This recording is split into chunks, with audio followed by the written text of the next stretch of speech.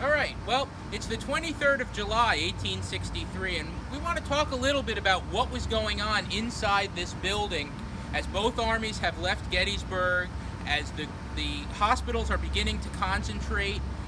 The town of Gettysburg is under control of the Department of the Susquehanna now that both armies have left. And what's going on here? What's happening in this building? What's happening administratively? Who are the people that are here? Yeah, it's very important to take a look behind when you think of the Battle of Gettysburg, because the impact is long-lasting, certainly culturally, last through this afternoon.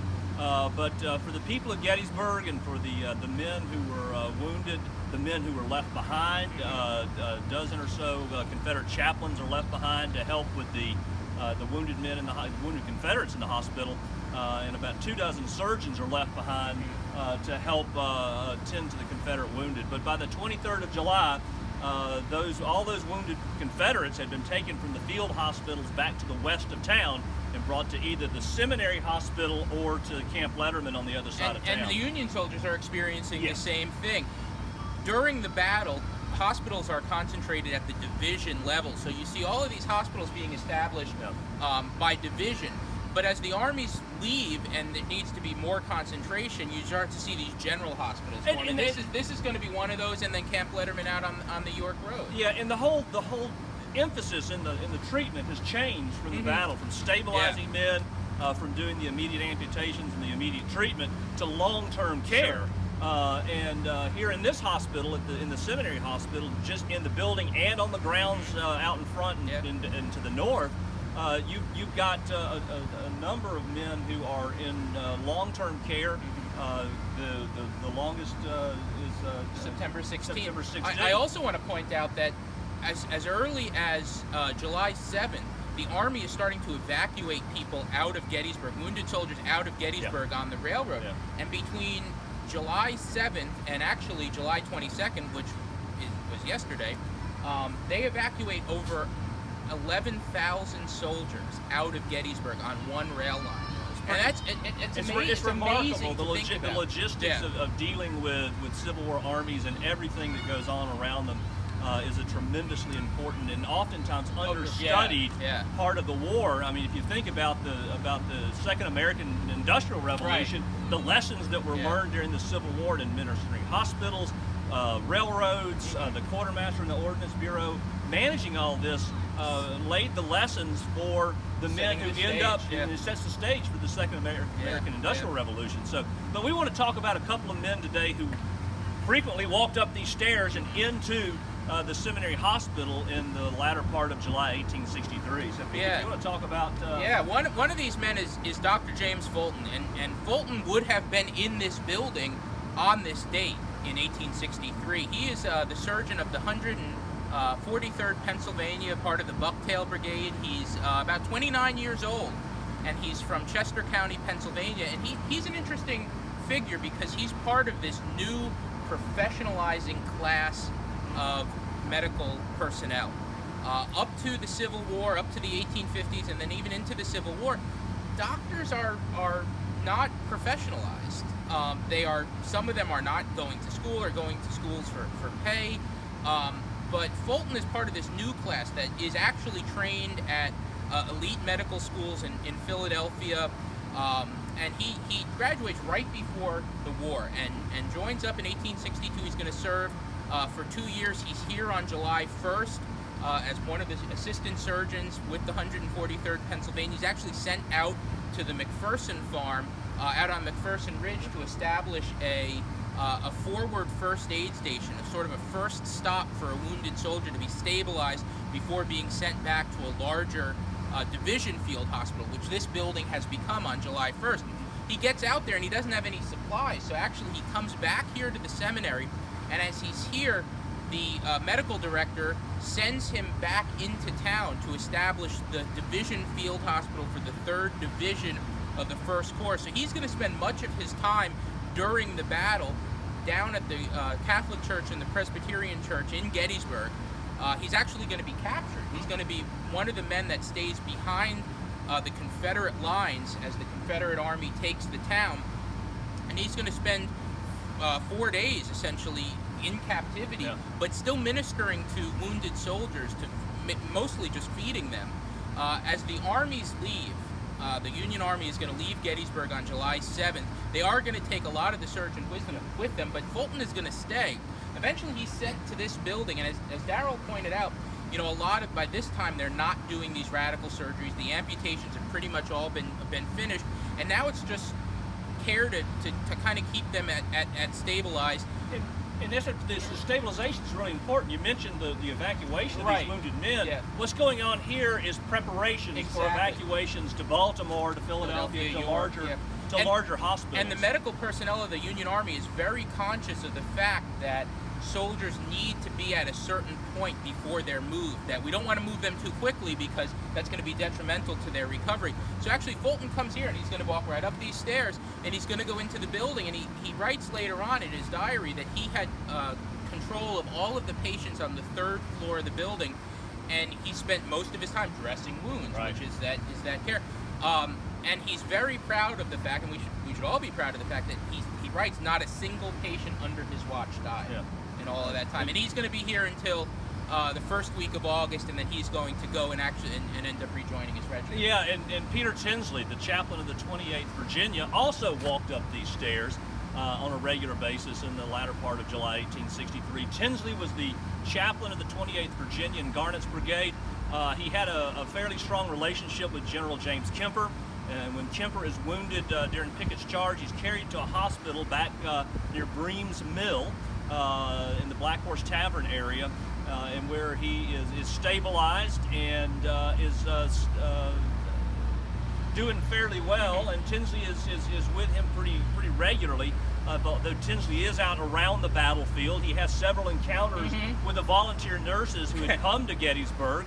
Has very little good to say about this. He's an Episcopalian, and he's from the upper levels of Virginia society, and he has a particular view of what women should and should not be doing. And being out on a battlefield and helping wounded men, and being in these hospitals and helping wounded men, was not something that Tinsley thought that women should be doing. He referred to the volunteer nurses as she-doctors, very derisively, repeatedly in his diary. He evidently runs into the famous Dr. Mary Walker at one point, calls her a hermaphrodite. It really has no respect for these women who are volunteering their services to help minister to these wounded men. And there are many. There are a lot of them. A lot of women are coming to Gettysburg. This is how they're showing their patriotism, their support for the cause and the Confederates. And for Tinsley, that's far out of bounds. So. It's an interesting view on the gender conventions that you see by the upper classes in the South. Equally interesting about Tinsley is his relationship with Kemper. He comes to Kemper's aid, of course, during the stay back at Bream's Mill, but he's in this building several times and he visits Kemper. There's not a whole lot of detail about what's going on in the building, but he does relate a very interesting story. And it's one of those only a Confederate story. Sure. So you know that Kemper is in this building. His roommate was Isaac Trimble, the fiery general who helps lead part of the Pettigrew-Pender attack on July 3rd. He's wounded and ends up in this hospital. Much to his chagrin. And Kemper's move here was much to his chagrin. Right. He was very angry when the Union surgeon said, "You're going to move." And in fact, Tinsley is able to keep Kemper from being transferred to this hospital for several days. Finally, the transfer happens, and Kemper is in the building and recuperating. But at some point during the stay, so this had to have happened before August 9th or 10th, when these Confederate chaplains are then transferred to the Provost Guard and taken to Fort McHenry in Baltimore to be held until November, when they're finally exchanged and go back into Confederate lines. The surgeons and the chaplains are all taken to Baltimore in the middle-ish part of August. In any case, so you've got Kemper and you've got Trimble in the same room. And next door to them is Henry Kid Douglas and Colonel Powell from the 5th Texas. And a group of women come to visit. By this time, the Department of Susquehanna has taken over. It's militia soldiers who are guarding the Confederate prisoners. About 70 or 80 Confederates are in this building, and then a group of prisoners serving as nurses are also around. So they're guards watching over these captured Confederates here at the Seminary Hospital. Tinsley has very little good to say about them. He says that they're blockheads. You know, all of these ethnic fiery Confederates, all of these ethnic slurs that are used against Germans are used to describe the German-descended guards who are part of the Pennsylvania militia who are in the building and around the building. But on one afternoon, a group of women from Baltimore come to see Trimble and Kemper. They come to visit, and they come into the room and they visit for a while, and they then request to go into Henry Kid Douglas's room to see Kid Douglas and Colonel Powell. Well, the guards refuse to allow that to happen, and Trimble becomes incensed, and he pulls a knife on the guard and demands that these women be allowed to go to visit Douglas and Powell. So even in his captivity, Isaac Trimble continued to be a very difficult man to deal with. Especially in his captivity. He's the second worst, the second bad man in Robert E. Lee's army, just behind Jubal Early. Maybe they go back and forth. Yeah. They're pretty competition. Right. But some interesting insights into what's going on in the building here in the weeks after the battle. As Pete pointed out, September 16th is the last patient is not discharged from this hospital until September 16th. Yeah, and September 16th has traditionally been a very special day here for the museum, and every year we host a program called Legacy Weekend, and it sort of commemorates that last soldier, George McFarland, leaving, and we always do a special tour for our folks, and usually a bus tour, and this year we have a very special tour planned, kind of a different tour than we've done before, and we're looking at sites important to African American history in south central Pennsylvania. This area, Adams County, Franklin County, was a deep chasm for African Americans trying to escape to freedom from Maryland and into Pennsylvania. And we're going to look at some of these sites. We're going to head up to Mercersburg at the foot of the Allegheny Front and go and visit Zion Union Cemetery, where there are members of the 54th Massachusetts, the unit that's immortalized in the movie Glory. A lot of them came from this area. Over 300 men of the 54th come from Pennsylvania, and many come from Mercersburg. So there are the final resting place of many of these men are in Zion Union Cemetery in Mercersburg. We're going to look at some famous escapes that are coming through this area, all the way up to Boiling Springs in Cumberland County. And we're going to come back here to Gettysburg and take a walking tour of the 3rd Ward and look at where some of these men lived, and men who had gone to the 24th United States Colored Troops that's recruited from this area. Company C is very heavily men from Gettysburg and Adams County. That's going to be a very special tour on on the weekend of September 14th and 15th, so we hope you'll join us for that. We also have some very special programs planned for later on in the fall.